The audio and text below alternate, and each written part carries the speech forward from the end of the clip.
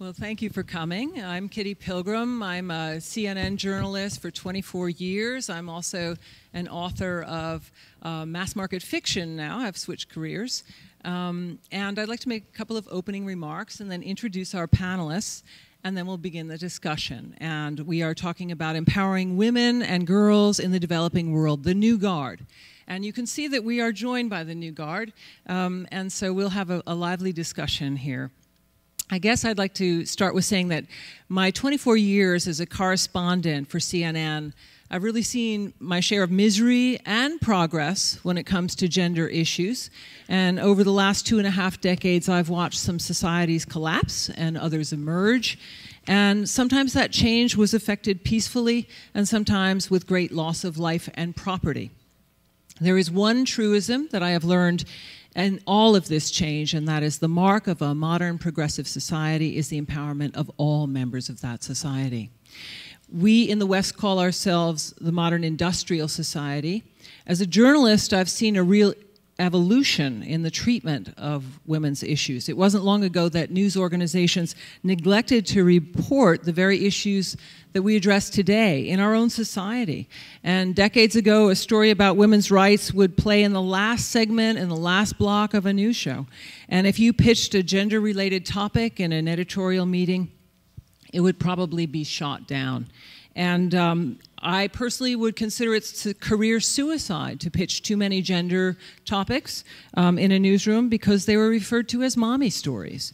And being a single mother of 2 sons, I was very aware that this category of reporting was very neglected and these issues were real. Now, fast forward. In our own society, the recognition of the power of the soccer mom in American politics, suddenly gender is a relevant topic, family issues are seen in a broader context, and with the current economic woes, the family kitchen table issues are political issues. When I come to a conference like this, I realize how far we have come on this topic. And so I now write fiction, and I believe that as a novelist, I've attempted to raise women's empowerment by creating good role models. And my books are mass market fiction. They're romantic thrillers, and so my heroine is a scientist. And she's every bit as smart as the hero. And in our entertainment-based society, I only bring this up because our society is now very entertainment-based, there is an important role in informing as well as entertaining. So today I feel privileged to be on this panel, or to moderate this panel, with some of the most distinguished women in the forefront of the women's empowerment movement. So I will introduce each of these women so that you know their backgrounds, which are absolutely glowing, and then we will begin our discussion. So my first, Miriam Abu-Shark, is currently a visiting associate professor at the Stanford Center for International Development and on the faculty of the London School of Economics, and heading the European-based Council Project on Global Governance and Gender. She worked for Google, and she also worked for the UN on international labor issues, and also founded 2 nonprofit human rights organizations. Rebecca Affolder is advisor on the global health at the UN, Secretary General's Strategic Planning Unit, and she leads work in the Secretary General's Every Woman, Every Child initiative. And prior to that, she was the Executive Office of Gavi Alliance Secretariat in Geneva. In 2005, she was part of the Secretariat to the Commission for Africa, chaired by the UK Prime Minister, and she was responsible for the Commission's report and recommendations based on its findings. She also held posts at the UK Department for the Environment, Food and Rural Affairs and the Canadian International Development Agency. Who do we have next? Hang on, I have to get it. Samjhana Phuyal is a member of WRA National Alliance in Nepal and the Safe Mother Network Foundation, a program officer with the Rural Women's Development Unity Center, and she focuses on social and economic progress of women and children in Nepal's least developed regions. And she participated in research, a comparative study of women's exclusion from the development process in 15 districts of Nepal. Samjhana has a master's degree in sociology and anthropology from Tribhuvan University and a postgraduate degree in women's studies. And Terra Lawson-Remer is a has focused on the global economy, such subjects as economic development and poverty, natural resources, and extractive industry, property rights, rule of law. She's at the Council on Foreign Relations, in civil society, markets, and democracy, and she also is a professor of international affairs at the New School in New York City, and she previously was a senior advisor for international affairs at the U.S. Department of Treasury.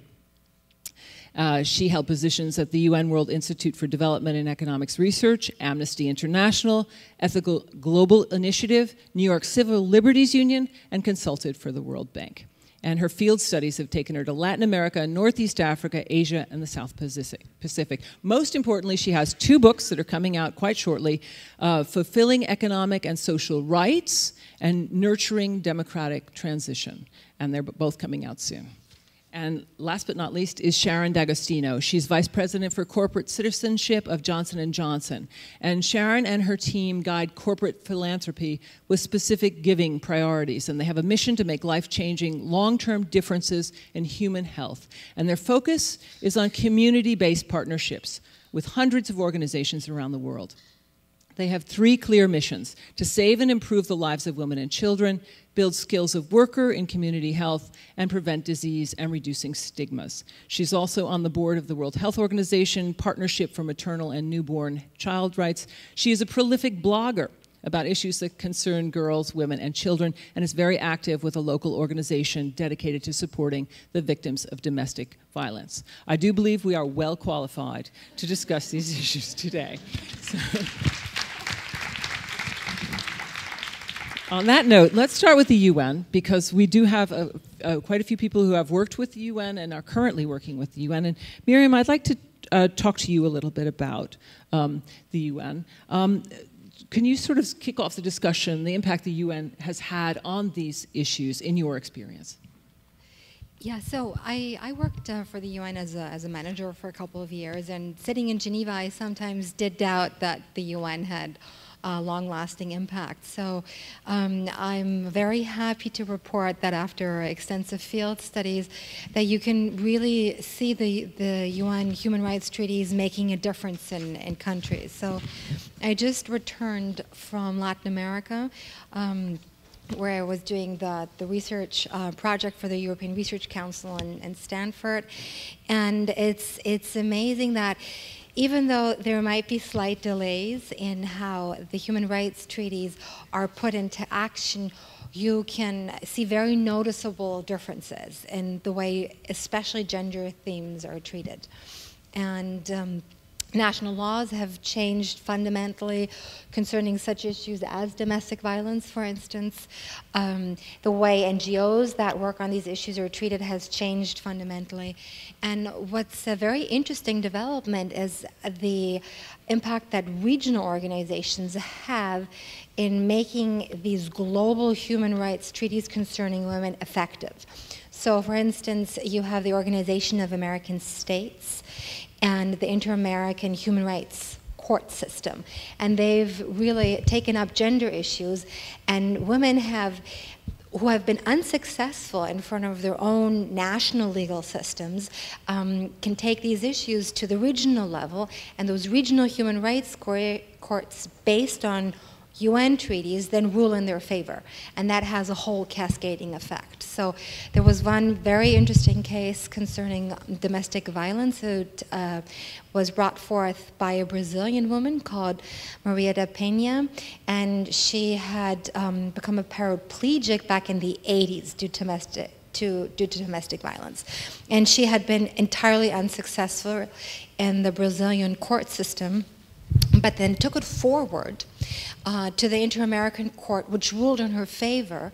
And not only did she win, but domestic violence legislation across Latin America changed. So you really do see large-scale change, even though it may take a bit longer than some of us were hoping for.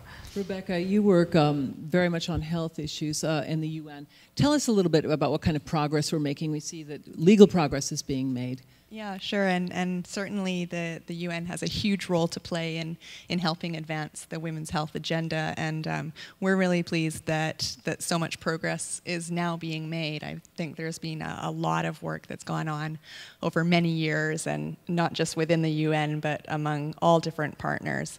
One of the areas that we've really been focusing on in the Secretary General's office is the role that political leadership can play in advancing women's health.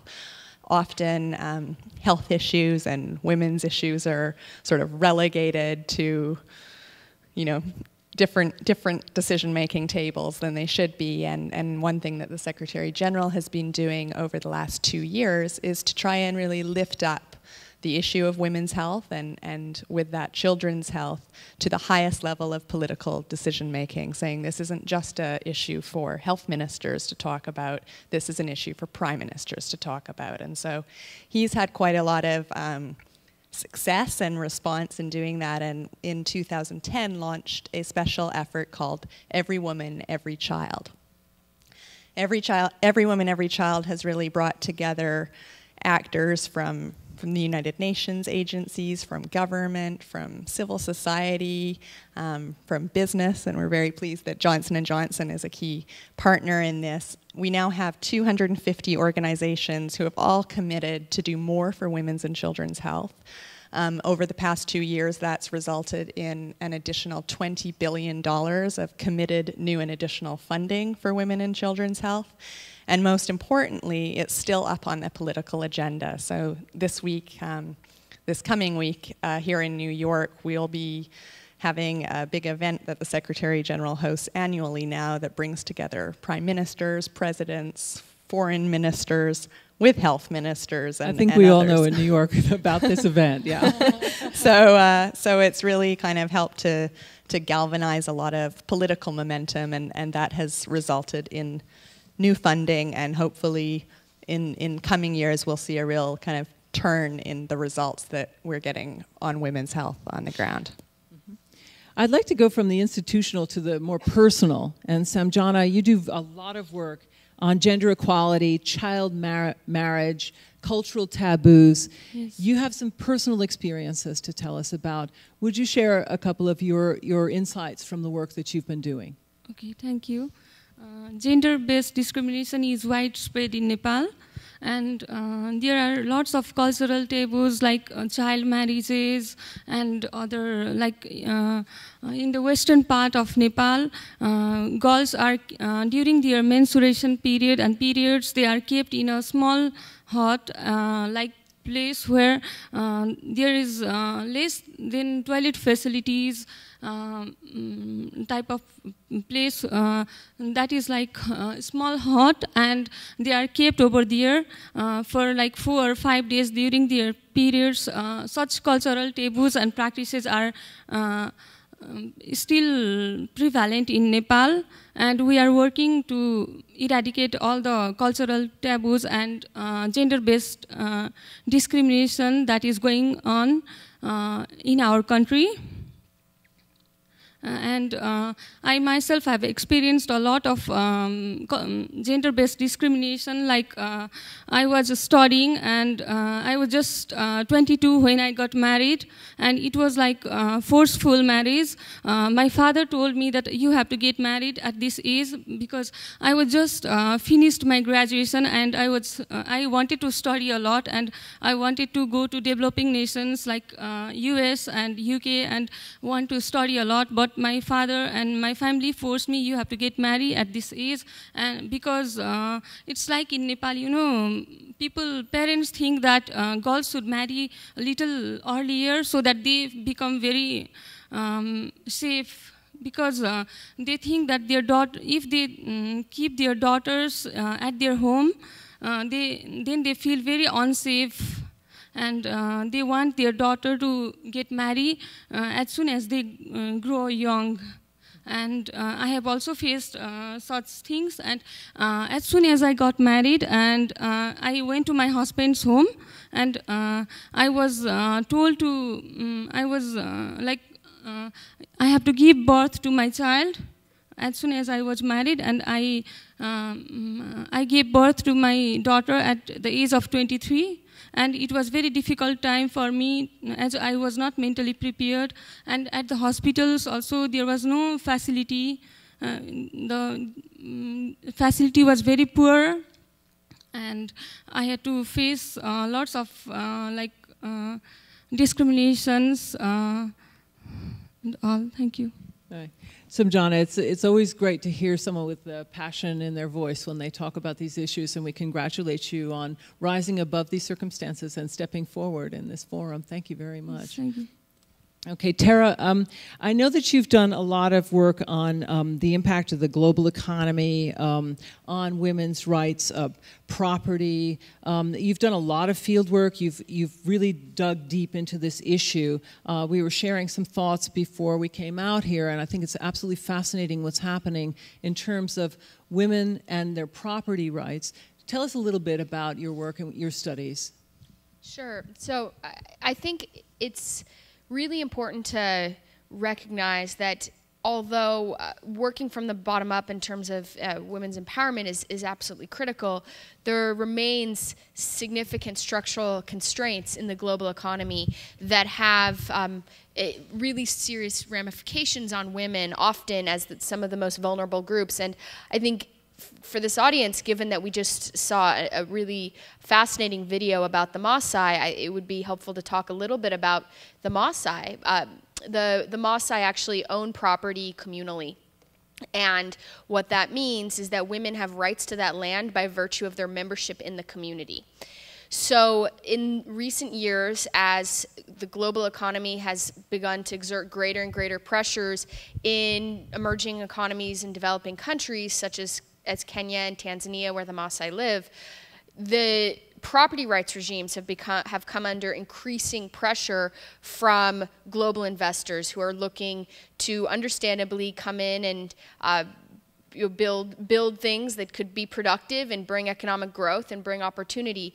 But what that means is that when land gets sold, the person whose name is on the title is often the man who's the head of the household. So women who once and for generations have had real rights to that property as a virtue by being a member of that community, these rights really do get erased as there is an increasing collision between global economic forces and the already very vibrant and robust customary law that is still pretty strong and salient in many countries. And I think that from my perspective, it's equally important for us to always remember the role that we play here, even though it seems so far away from some of these challenges that women in other countries are facing, that actually the global economy that we are a part of is often and potentially creating pressures that make their situation even worse. And so that's a lot of what and in fact, I actually spent quite a bit of time in Kenya in the Maasai community and working with women and trying to understand those issues of property rights and what does it mean to be facing potential opportunities in the global economy, but on a day-to-day level, it could actually be quite a bit more threatening than anything else. And actually, could I respond to, I would love to respond to the question previously on the UN and how the UN is doing. Please, yes, go ahead. So I give with all due credit to my UN colleagues here, I do think that it's important to recognize that the progress has been sporadic and spotty, and I think we're doing quite a bit better on issues that are in the civil and political rights space than we are in the economic and social rights space. There's a broad set of commitments on economic and social rights, on health, on education that governments have made, and they're falling very far short. And from my perspective, I think a big piece of it is that to make that progress needs to be made by cities and by regions and by communities and by governments, and this is not work that the UN can do on its own. Or from outside. And so a big part of it is holding governments accountable for delivering on their economic and social rights obligations. And that really does require as well a bottom-up set of pressures and really working from the community level to demand government accountability. So, as much as the UN, I think, can do in terms of creating commitments and legal frameworks, in order for those to have any meaningful impact on people's lives, it's a much bigger step that really does require leadership at a political level, but also at a community level and at a grassroots level. I think we agree that the pressure from both sides would really affect change most effectively. Sharon, I'd love to get you in on this because Johnson & Johnson is a huge global company, and we've talked about it from an institutional, the UN. We've talked about it from a personal perspective. We talked about the economy a bit. Tell us what a big corporation like Johnson & Johnson can do. What are the strides they're taking? Thank you. I'll start by saying that Johnson & Johnson has a long legacy of work in maternal and child health, literally over a century. And one of the things that Kitty mentioned is that we have a focus on saving and improving the lives of women and children. And as we look at women's health, we recognize that there is an important juncture where economic empowerment also leads to healthier women and families. And so we have talked to a number of our partners, and we are interested in innovation in this space and the intersection between maternal and child health and economic empowerment. And while we are a very big corporation, and a good corporation, we work with community-based partners. And even when we work with large organizations like CARE, we work with them at a very local level. So about 3 weeks ago, I was in Malawi. We were in Lilongwe and actually in a district outside of Lilongwe. And I visited a program that we are funding with CARE, and that's the organization CARE, not care as in care and kindness. But the program is based on the idea of village savings and loans, or VSLAs. And the idea is that when there are people who are coming together to pool funds and save small funds and give small loans, then there is the opportunity for health education. And so the village loan officers become frontline health educators, and they are trained with basic information about women's health, about the prevention of HIV, because this is an area where HIV prevalence is high, but also importantly, since our focus is on maternal and child health, on eliminating transmission from mother to child.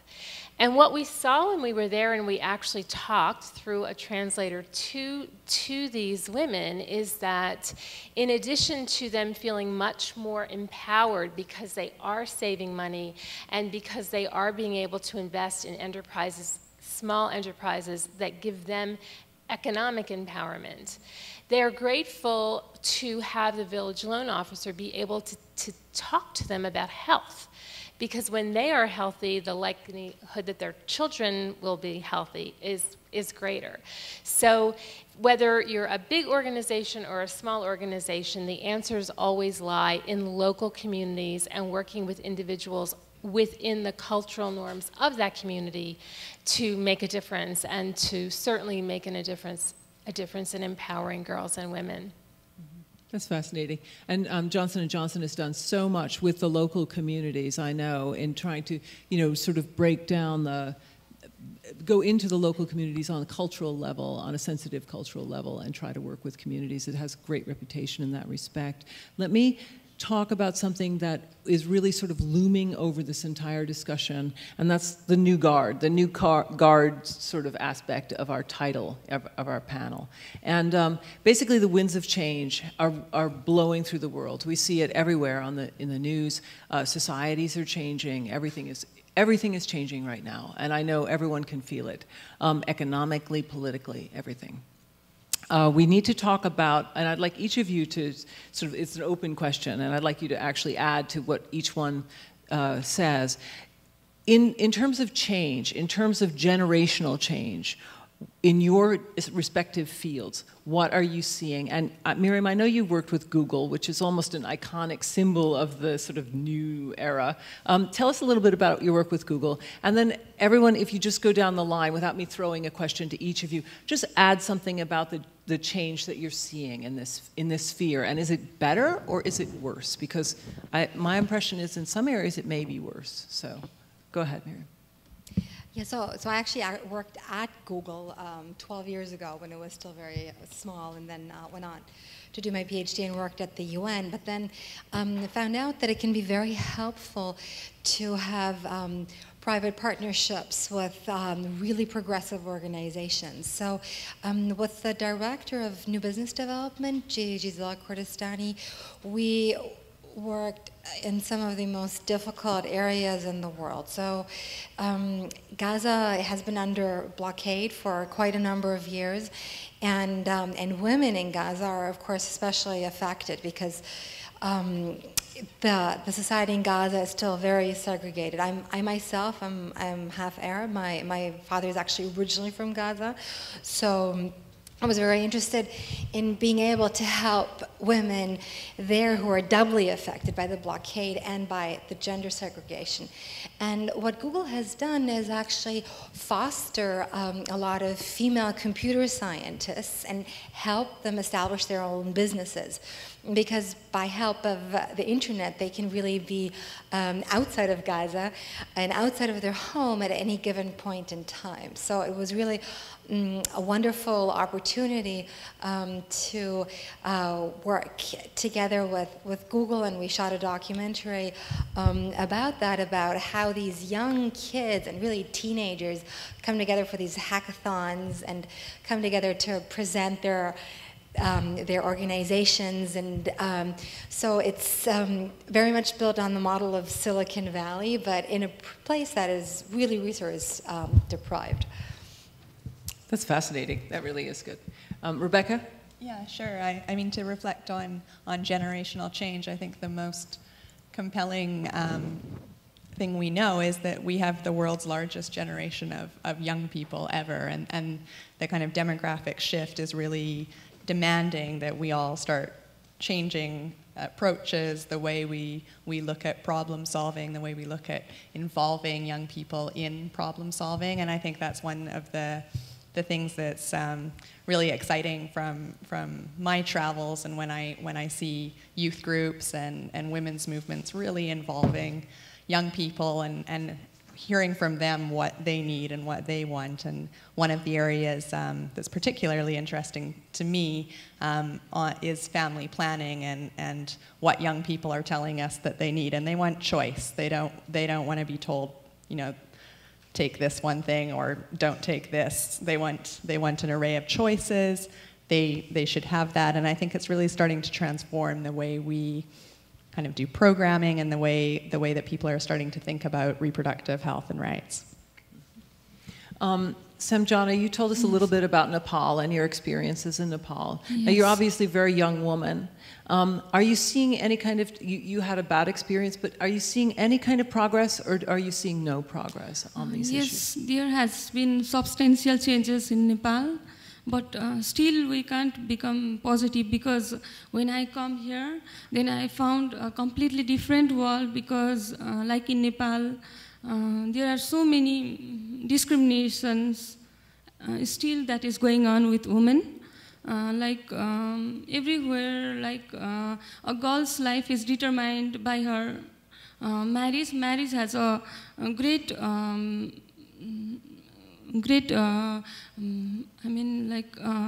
it contributes a lot to her life. Her life is determined by the marriage, and that's why she becomes completely dependent with her husband and her father, and there is lots of male domination going on over there, and there is very great gender discrimination, and I found completely different here, and even in the war, women have so much of like work burden.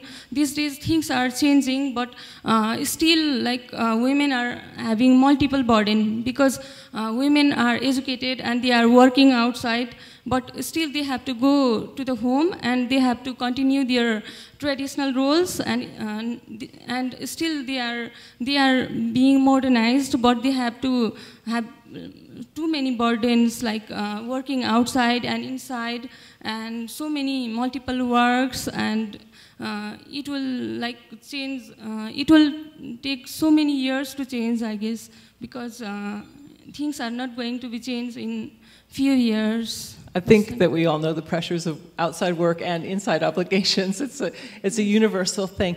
Let me ask you, yes. Is communications helping in any respect?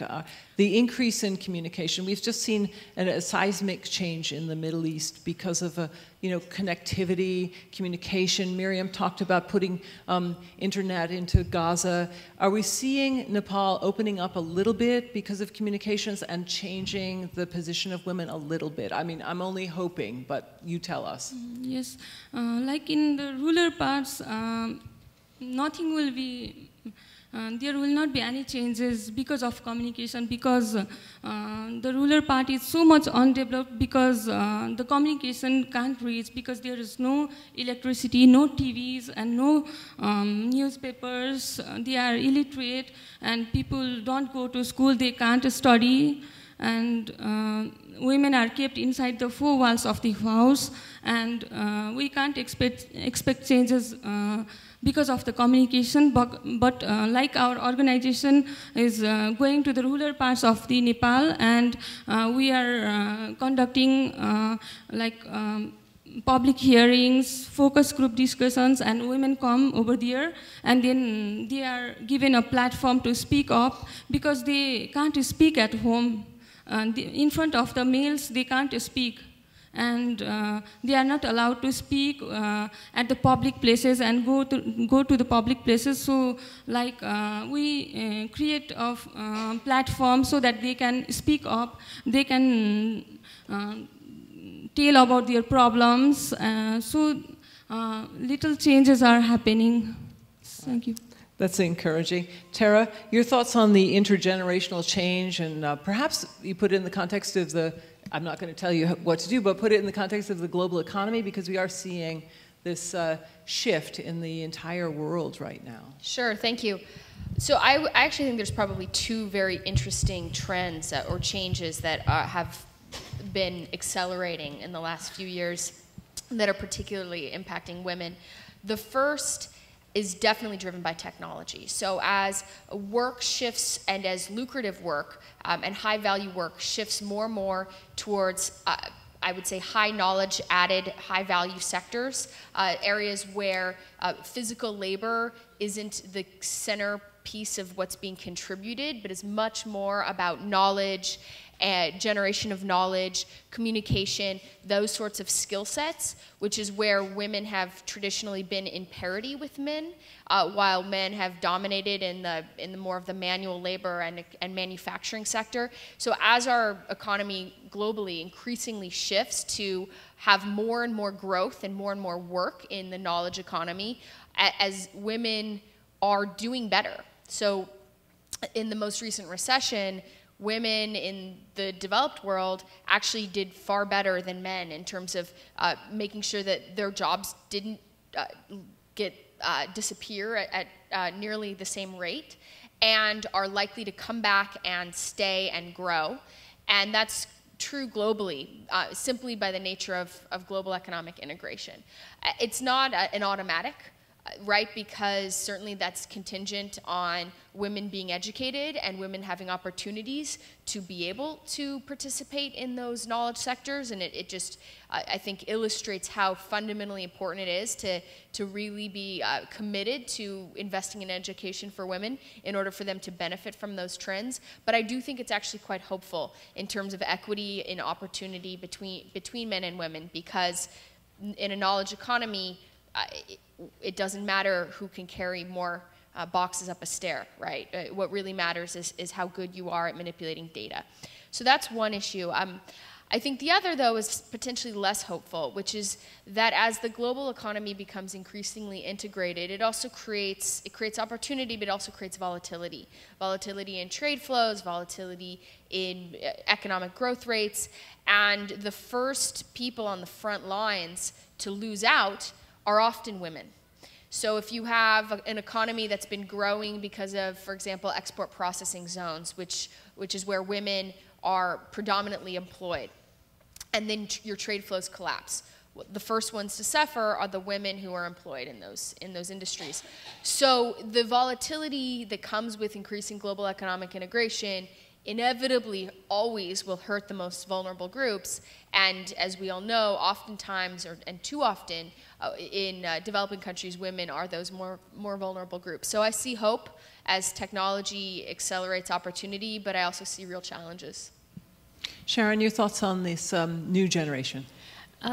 I think that the new guard, whether we are talking about cities or very remote villages, offers incredible potential. And the theme of technology and the access to information is something that's really very much changing what is possible for girls and young women.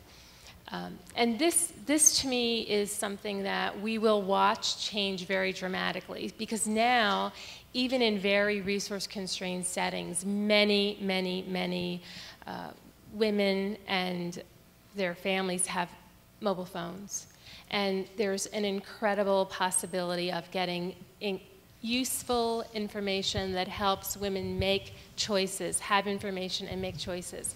And one example that I would like to give, we have a partnership with a number of organizations, USAID, UNF, one of our operating companies, Baby Center, and the M-Health Alliance. And that partnership is called MAMA. And the goal is to get stage-based information to new and expecting moms. And we have this great story and an interview of a woman in a remote village in Bangladesh who told a story about how her mother-in-law had a strong point of view about what she should be doing during her pregnancy. But because she could take her cell phone and show her mother-in-law that that actually wasn't the best advice, she was empowered to make the decisions about her pregnancy. And so that is something that is changing then this young woman's sense of empowerment, and she will be much more informed moving forward, and we believe that is how she will raise her children. So I think that's an exciting point. And then the other point that I would say is we see, especially in remote villages where the education of girls has been not even a secondary consideration, but a tertiary consideration, is that when the single most important determinant of child health and survival is the education level of the mother.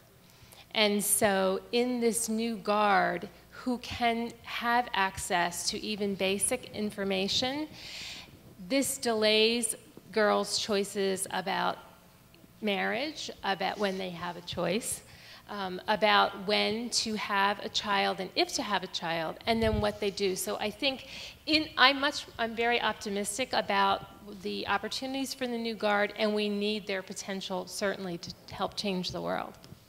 I love that story about the mother-in-law. That's great. Now I really think it's time for us to talk to everyone who's here. And anyone who has a question, please put your hand up. The lady right here, and wait for a microphone. Are we doing microphones? Yes. And if you wouldn't mind giving your name and your affiliation, if you have one. My name is Rahila Zafar, and I work with a K-12 entrepreneurship program. And I also spent 5 years living in Pakistan and Afghanistan.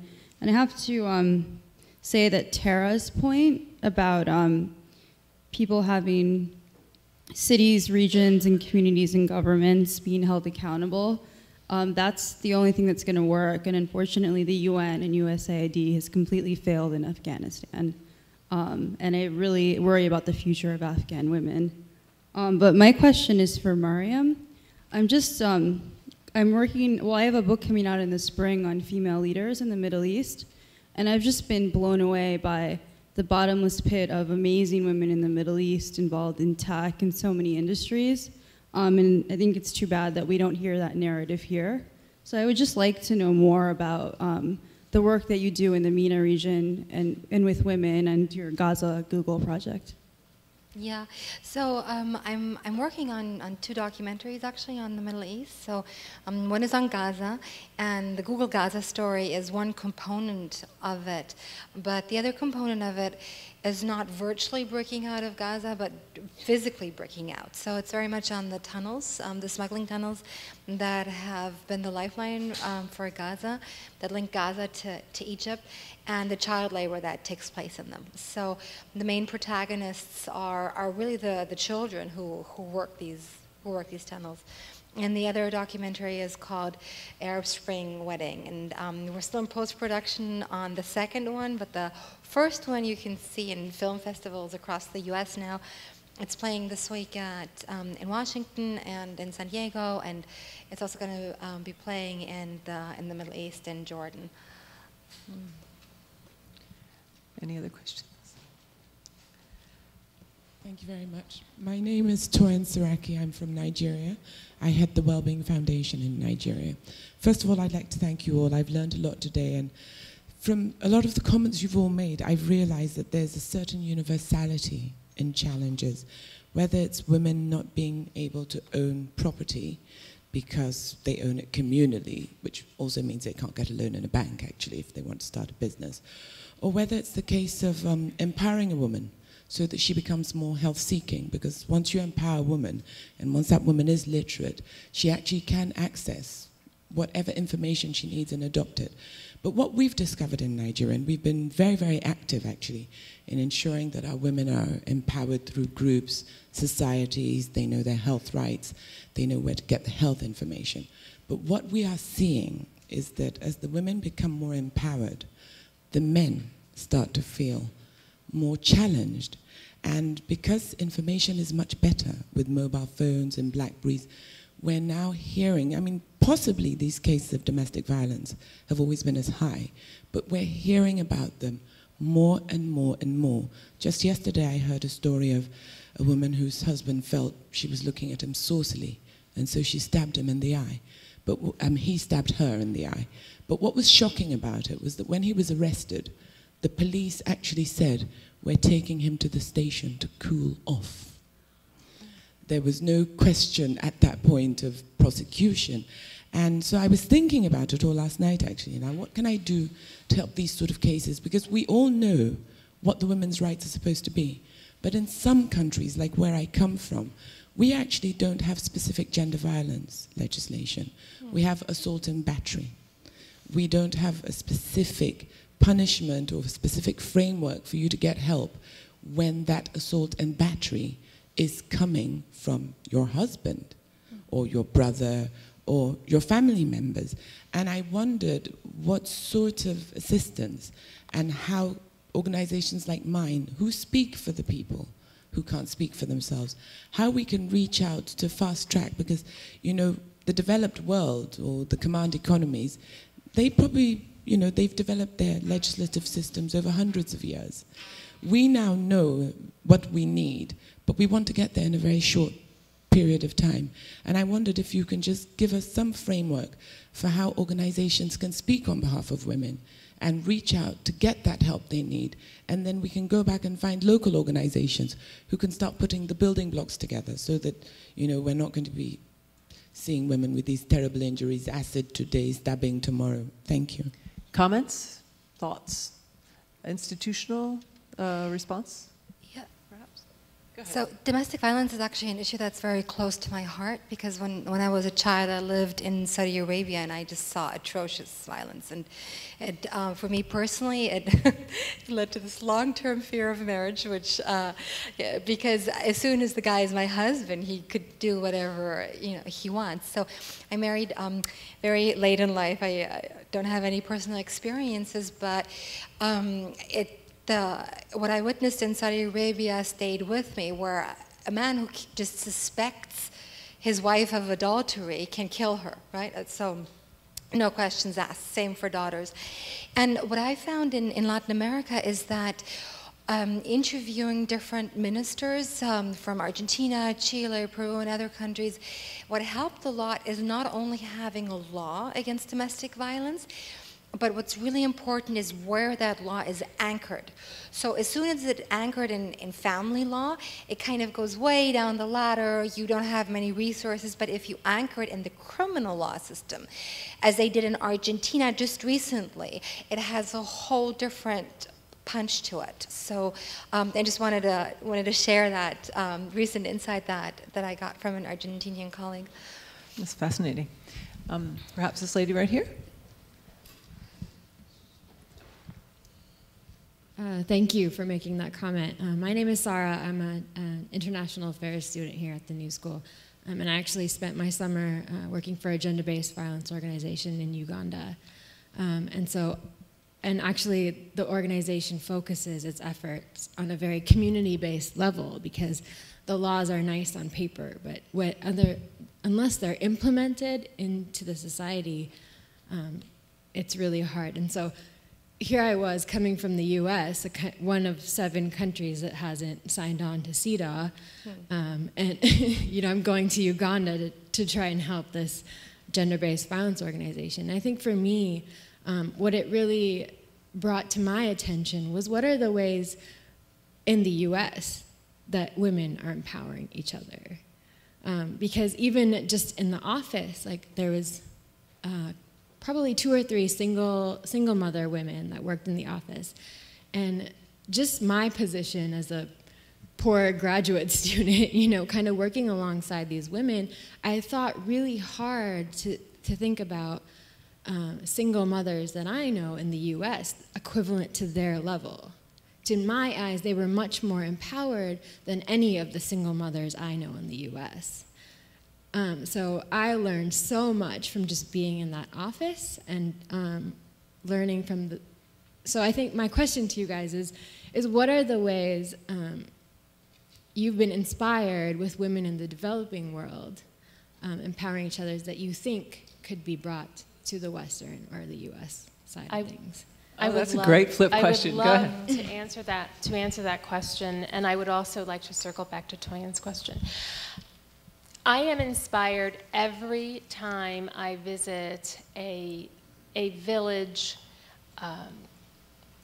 where the assumption would be that because those who have the power are men, that women are not powerful. And what I find is that women are incredibly resourceful.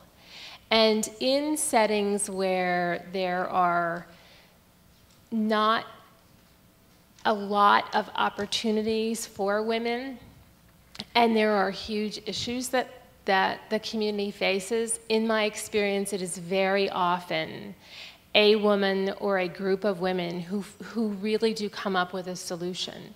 And I am always inspired by this approach and the way that women come together to decide how they can move within the constraints of a village hierarchy where they don't truly have a voice. And that, I think, is the biggest lesson that I have learned myself is, yes, I have a voice, but am I always using that voice the way that I need to use it to change, to help others to see things and change? So that would be my response to you, and I think it's an excellent point. Thank you for raising it. And Toyin, your question is one that organizations are struggling with across the planet, and literally everywhere, because as you have said, wherever we are, this issue of women being respected and having the rights, the same rights as everyone else has, it's a struggle. One of the organizations that we have come to admire is Tostan. And Tostan, the approach that they take is a long-term community-based approach, and I see you nodding. So it is engaging leaders, the men in the community, the entire community, so that some of the practices that these women consider harmful to their daughters and to themselves. It becomes a collective discussion that has the men involved, because if they aren't involved in the solution, as you know, and it's really a difficult position. And so we've learned a lot from Tastan. Well, I have to say, in summing up, because we're out of time, I'm sorry to tell you, because it's been a fascinating discussion. But I have to say, in summing up, that I'd like to take the phrase that Sharon just used: we all have a voice. We all can use it. We're using it today, and we should continue to use it. And thank you very much. And thanks to Miriam, Rebecca, Samjhana, Terra, and Sharon. Thank you.